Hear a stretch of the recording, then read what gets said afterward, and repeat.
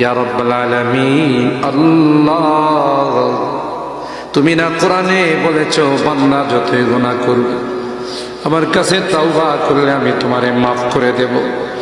মনে বড় আশা নিয়ে আল্লাহ তোমার শাহী দরবারে ভিক্ষুকের মতো হাত বাড়াইলাম। তুমি যদি ক্ষমা না করো, কে আমাদেরকে ক্ষমা করবে? কে আমাদের মাফ করবে? ভিক্ষুকে একজনের কাছে ভিক্ষা না পেলে আরেকজনের কাছে পায়। এক দুয়ার থেকে বিতাড়িত হলে আরেক দুয়ারে যায়। তোমার দরবার থেকে যদি মাহরুম হয়ে যায়, বিতাড়িত হয়ে যায়, কার কাছে যাব? কে আমাদেরকে ক্ষমা করবে? মালিক রে, কাঙ্গালের মতো হাত বাড়াইলাম, তাওবা করতেছি, আর জীবনে কোনোদিন নামাজ ছাড়ব না, আর জীবনে কোনো গুনাহ করব না, আর জীবনে কোনোদিন বেপরদায় চলব না, আর কোনোদিন সুদি লেনদেন করব না। কিয়ামতের কঠিন ময়দানে আমাদেরকে তুমি গুনাহগার বলে ডাক দিও না। সূরা ইয়াসিনের মধ্যে পড়েছি, আল্লাহ গুনাহগারদেরকে তুমি গুনাহগার বলে ডাক দিবে, আর বলবে, এ পাপাচারের দলেরা, এ পাপিষ্টের দলেরা, আমার নেককার বান্দাদের থেকে আলাদা হয়ে যা। ওই দিন যদি আমাদেরকে নাম ধরে ধরে তুমি ডাক দাও, তোমার সমস্ত নবীদের সামনে লজ্জা পাবো।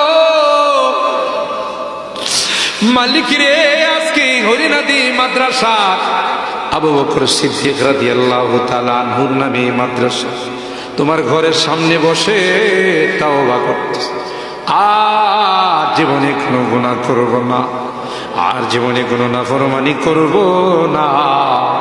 মেহেরবানি করে আমাদের তাওবাগুলোকে কবুল করে নাও ইয়া রাব্বাল আলামিন। এই মাদ্রাসাকে কবুল করে নাও, মাদ্রাসার যত জরুরত আছে গায়বী খাজানা থেকে পূরণ করে দাও। মালিক রে, ছাত্র উস্তাদ এলাকাবাসী কমিটিকে তুমি কবুল করে নাও ইয়া রাব্বাল আলামিন। আল্লাহ, এই মাদ্রাসার কাজে হাত দিবে তোমার কুদরতি খাজানা থেকে কাজটা পূরণ করে দিও। আমি মুসাফির চাইছি আল্লাহ, 3 দিন ব্যাপী কোরআনের তাফসীর শোনার পর একটা মানুষও যায় না। এই বুড়া মানুষগুলো বসে আছে, যুবকরা বসে আছে, মাসুম বাচ্চারা বসে আছে, পর্দার আড়ালের মা বোনরাও বসে হাত তুলছে। মালিক রে, আমার এই বুড়া বাবাদেরকে আবু বকরের মতো বানাই দিও, যুবকদেরকে জান্নাতি যুবক বানাই দিও, যুবকদের যৌবনকে তোমার কাছে আমানত রেখে দিলাম, হাসান হুসাইনের কাফেলার সদস্য বানাই দিও। আল্লাহ, মা বোনদেরকে আবেদা জাহেদা সালেহা বানাই দিও। আম্মা জান খাদিজাতুল কুবরা আয়েশা সিদ্দিকা ফাতেমাতুজ জোহরার মতো বানাই দিও আল্লাহ। জানি না কে কি উদ্দেশ্য নিয়ে হাত উঠাইছেন, তুমি তো ভালো করে জানো। মালিক রে, মাহফিলের দিকে তাকাইয়া দেখো, বুড়া বাবারা কান্দে, যুবকরা কান্দে, পর্দার আড়ালের মা বোনরা কান্দে। হাদিসে শুনেছি জাহান্নাম বড় ভয়ঙ্কর হবে, কবরে সাপ বিচ্ছু পাঠাবে। আমাদেরকে আগুনে জ্বালায় না, সাপ বিচ্ছু দিও না। মালিক রে, তোমার কাছে ক্ষমা চাই, মাপ চাই, আর কোনোদিন গুনাহ করব না, আর কোনোদিন নাফরমানি করব না। মেহেরবানি করে আমাদের তাওবাগুলো কবুল করে নাও।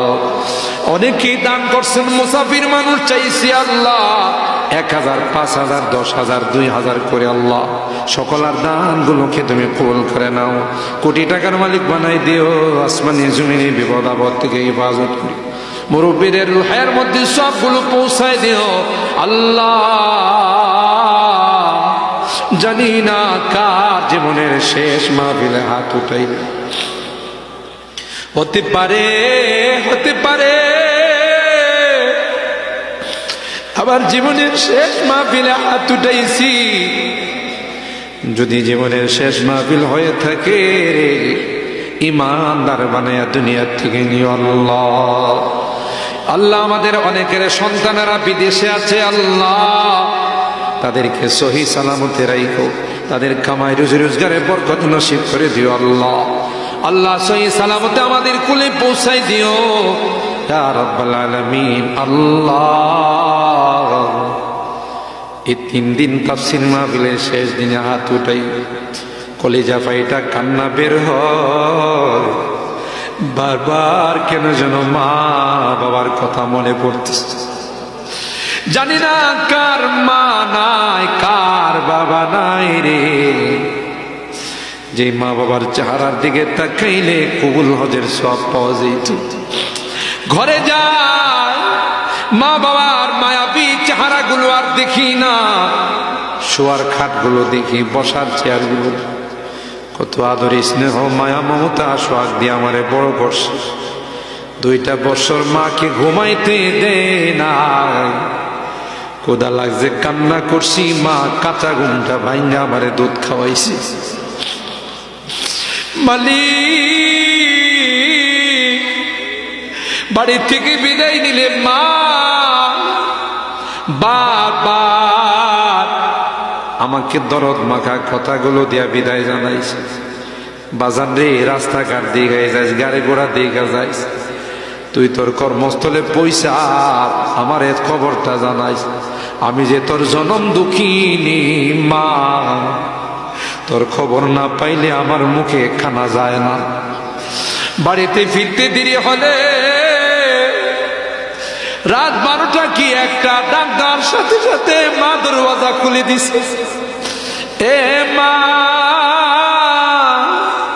এ মা, মা তুমি ঘুমাও না? মা ডাক দিয়া কই আয় আয় আয়, আমি তো তোর জন্য বসে বসে আল্লাহর কাছে দোয়া করতেছিলাম। এ মানি এখনো বাড়ি থেকে বিদায় নেই, কিন্তু আমাকে কেউ তো বিদায় জানায় না, কারণ আমার জনম দুঃখিনী মা যে দুনিয়াতে নাই। বাড়িতে আয়সা ডাকলে কেউ দরওয়াজা খুলে না,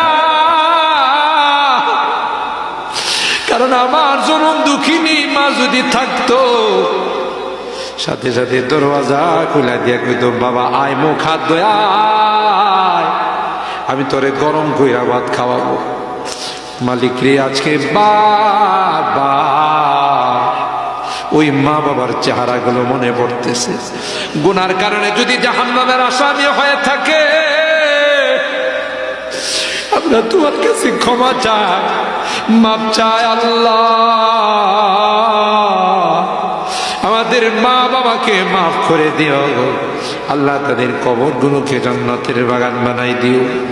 যাদের মা বাবা বেঁচে আছেন আল্লাহ তাদের হায়াতে বরকত নসিব করে দিও, খেদমত করে জান্নাত হাসিল করার তৌফিক নসিব করে দিও আল্লাহ। এই বুড়া বাবাদেরকে তোমার কাছে সুবর্দ করে গেলাম, যুবকদেরকে তোমার কাছে আমানত রেখে গেলাম, মা বোনদেরকে তোমার কাছে আমানত রেখে গেলাম আল্লাহ।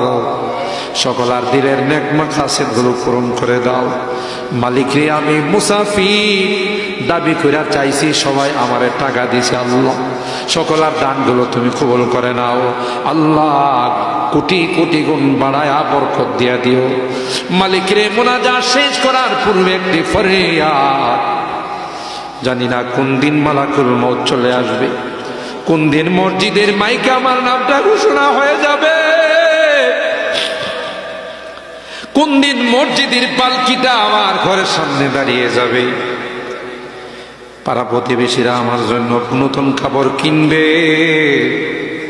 বাজারে যাবে, বাঁশের জারে যাবে, জানি না কোন জারের বাঁশ আমার জন্য অপেক্ষা করতেছে, কোন চকির চাটা আমার জন্য অপেক্ষা করতেছে। আমার এই সুন্দর করে গরম পানি দিয়া গোসল করাবে, আমার আতর গোলাপ দিয়া সাজাবে, নতুন কাপড় পরাইয়া আমার বাল বাচ্চা আত্মীয় স্বজনদেরকে ডাকবে, কে কোথায় আছো গো, শেষবারের মতো দেখা যা।